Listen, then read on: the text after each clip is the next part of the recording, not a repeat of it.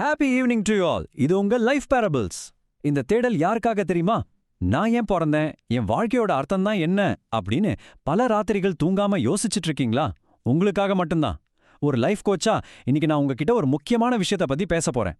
தினமும் ஒரே ரொட்டீனான வாழ்க்கையை வாழ்ந்தாலும் உள்ளுக்குதான் ஒருவித வெறுமையோட போராடுற இளைஞர்களுக்கான ஒரு ஸ்பெஷலான வழிகாட்டுதல் இது. உங்களுக்குள்ள நிறைய திறமை இருக்கு, ஆனா வாழ்க்கை ஏதோ திசை மாறி போகுதுன்னு ஒரு பயம் இருக்கா? வாங்க இத பத்தி கொஞ்சம் ஆழமா பேசுவோம். முதல் விஷயமா நான் உங்ககிட்ட கேக்குற அந்த முக்கியமான கேள்வி இதுதான். இந்த உலகத்துல நீங்க என்ன சாதிச்சிருக்கீங்க?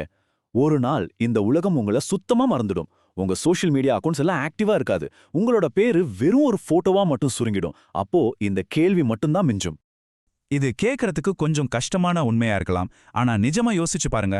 நீங்க ரொம்ப நேசிக்கிற உங்களோட ரூம், உங்களோட பொருட்கள் எல்லாமே ஒரு நாள் வேற ஒருத்தருக்கு சொந்தமாயிடும். எந்த நோக்கமும் இல்லாம சும்மா ஒரு ஆட்டோ பைலட் மோட்ல வாழ்ந்துட்டு இருக்கிற உங்களுக்கான ஒரு வேக்கப் கால் இது. உங்களை கொஞ்சம் தட்டி எழுப்புற அலாரம் இதுன்னு கூட சொல்லலாம். சரி, அப்போ உண்மையான சாதனைனா என்ன?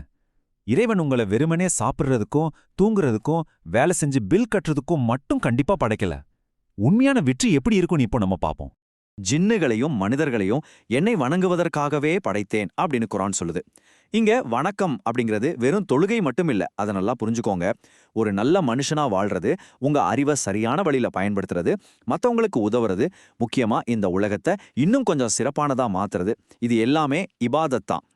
நம்ம உலக ஆசைகளான பணம், புகழ், அகந்தை இதையெல்லாம் இறைவனோட திருப்தி, அமைதி, அறம் இது கூட கொஞ்சம் ஒப்பிட்டு பாருங்க. இந்த உலகம் நிரந்தரம் இல்லைங்க, இது ஒரு டெஸ்ட் மட்டும்தான். அதனால உலகத்தோட மாயையில சிக்கி உங்க ஆன்மாவை தொலைக்காம ஒரு பேலன்ஸ்டான வாழ்க்கையை வாழ்றது ரொம்ப ரொம்ப அவசியம். உங்களோட வாழ்க்கைக்கு ஒரு ஆழமான நோக்கம் இருக்கு அப்படிங்கிறது வெறும் இஸ்லாமிய மார்க்க மட்டும் சொல்ற விஷயம் இல்ல. மனித வரலாறு முழுக்கவும் காணப்படுற ஒரு உலகளாவிய உண்மை இது.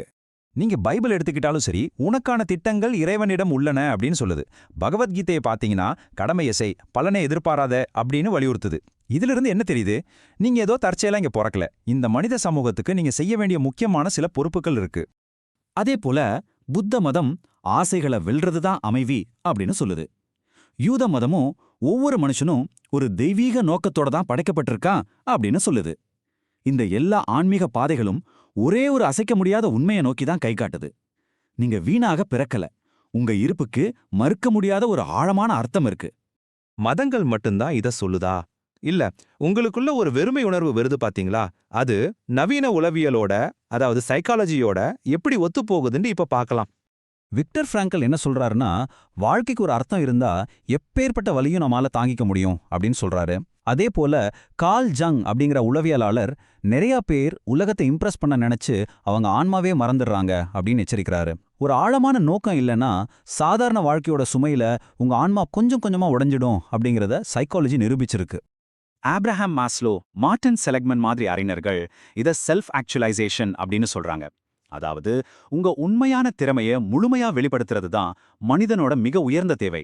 நிரந்தரமான ஒரு பர்பஸ் இல்லாம நீங்க தேடுற தற்காலிகமான சந்தோஷங்கள் எல்லாமே சுத்தமா அர்த்தமற்றவை. இஸ்லாத்தோட 4 பெரிய இமாம்களும் நமக்கு பிராக்டிக்கலான பல பாடங்களை கத்துக் கொடுத்துருக்காங்க.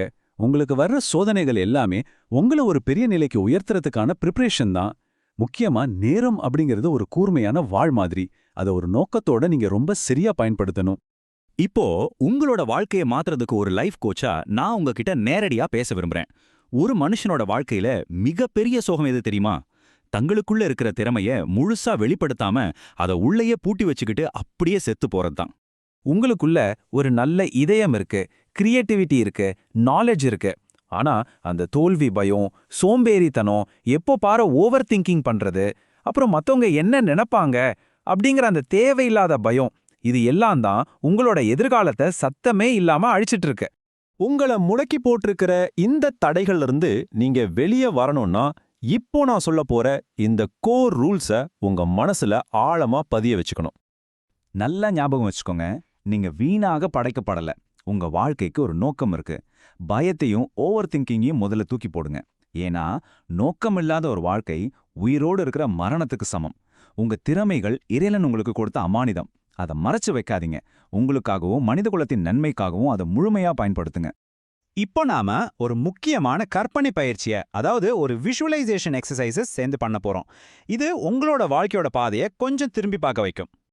நாளைக்கு செய்றேன், ஒரு நாள் செய்வேன் அப்படின்னு தள்ளி போடாம இன்றே தொடங்குங்க. ஒரு லைஃப் கோச்சா நான் உங்களுக்கு ஒரு டாஸ்க் தர்றேன். இப்போ உடனே கமெண்ட்ஸ்ல போய் உங்க வாழ்க்கையோட 3 அர்த்தமுள்ள கோல்ஸை லிஸ்ட் பண்ணுங்க. அந்த கோல்ஸ் எப்படி ஒரு பெரிய தெய்வீக நோக்கத்துக்காக பயன்படும், மத்தவங்களுக்கு எப்படி உதவும் அப்படிங்கறதையும் தெளிவா எழுதுங்க. இந்த மாற்றத்தை இப்போதே இதே நிமிஷமே பதிவு பண்ணுங்க. அப்படியே உங்க கண்களை மூடி கற்பனை பண்ணி பாருங்க. உங்களுக்கு ஒரு 80 வயசு ஆயிடுச்சு, முடியெல்லாம் வெள்ளையாயிடுச்சு, உடம்பு ரொம்ப தளர்ந்து போய் ஒரு நாற்காலியில உட்கார்ந்திருக்கீங்க. உங்களோட மொத்த வாழ்க்கையும் இப்போ திரும்பி பார்க்கறீங்க. நீங்க செஞ்ச சாதனைகள், அப்புறம் பயந்து போய் நீங்க செய்யாம விட்ட விஷயங்கள், இது எல்லாத்தையும் அந்த இறுதி நிமிடத்துல நீங்க ஆழமா உணர்றதா நினைச்சுக்கோங்க. அந்த கடைசி நிமிஷத்துல உங்களுக்குள்ள எந்த உணர்வு இருக்கணும்? அட பாவமே, பயந்து போய் எதையுமே நம்ம ட்ரை பண்ணாம விட்டுட்டோமே அப்படிங்கிற நெஞ்ச பிளக்கிற வருத்தம் இருக்கணுமா? இல்ல கஷ்டங்களோ சவால்களோ என் வாழ்க்கையை நான் முழுமையா அர்த்தம் உள்ளதா வாழ்ந்து முடிச்சேன் அப்படிங்கிற அந்த ஆழமான அமைதி இருக்கணுமா? இதை நீங்க இப்போதே இந்த நிமிஷமே முடிவு பண்ணணும். நீங்க இந்த உலகத்தை விட்டு போகும்போது உங்க பேங்க் பேலன்ஸ், நீங்க போட்டிருந்த பிராண்டட் ட்ரெஸ், உங்களோட ஃபாலோவர்ஸ் கவுண்ட், இது எதுவுமே உங்க கூட மண்ணறைக்கு வரப்போறதில்ல. உங்க ஈமான், நீங்க செஞ்ச நல்ல செயல்கள், மத்தவங்க மேல நீங்க ஏற்படுத்தின தாக்கம், நீங்க மாத்தின வாழ்க்கைகள், இது மட்டும்தான் உங்க கூட வரும். ஒரு நாள் படைத்த இறைவன் உங்ககிட்ட இதே கேள்வியே கேட்பான். நான் உனக்கு கொடுத்த இந்த வாழ்க்கைய நீ என்ன செய்தாய் அப்படின்னு. அந்த கேள்விக்கு ரொம்ப அழகான திருப்தியான ஒரு பதில சொல்றதுக்கு இப்போ உங்ககிட்ட போதுமான நேரம் இருக்கு. அதை வீணாக்காதீங்க. இன்னைக்கு ராத்திரி நீங்க தூங்க போறதுக்கு முன்னாடி இந்த இறுதி சிந்தனைய உங்க மனசுல ஆழமா விதைச்சுக்கோங்க. நான் வீணாக வாழ மாட்டேன் அப்படிங்கிற ஒரு உறுதியான முடிவை இப்பவே எடுங்க. உங்க லைஃப் கோச்சா சொல்றேன், உங்க வாழ்க்கை ரொம்ப அர்த்தமுள்ளதா மாறப்போகுது. இதை எப்படி செயல்படுத்துறதுன்னு இன்னைக்கே சிந்திங்க. அடுத்த பகுப்பாய்வுல நான் உங்களை சந்திக்கிறேன். தேங்க்யூ.